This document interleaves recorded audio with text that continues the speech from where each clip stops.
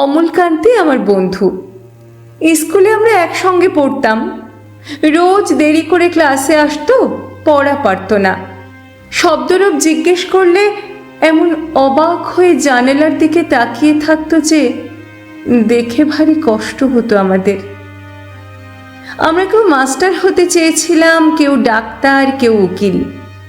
অমলকান্তি সেসব কিছু হতে চায়নি। সে রোদ্দুর হতে চেয়েছিল।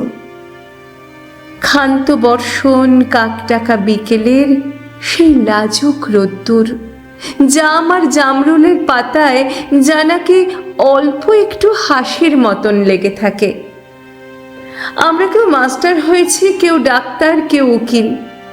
অমলকান্তি রোদ্দুর হতে পারেনি। সে এখন অন্ধকার একটা ছাপাখানায় কাজ করে। মাঝে মধ্যে আমার সঙ্গে দেখা করতে আসে, চা খায়, এটা ওটা গল্প করে, তারপর বলে উঠি তাহলে।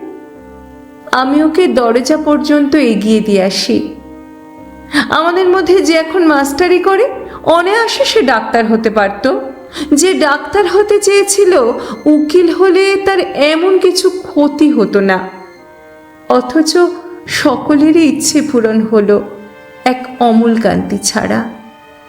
অমলকান্তি রোদ্দুর হতে পারেনি। সেই অমলকান্তি রোদ্দুরের কথা ভাবতে ভাবতে ভাবতে ভাবতে যে একদিন রোদ্দুর হয়ে যেতে চেয়েছিল।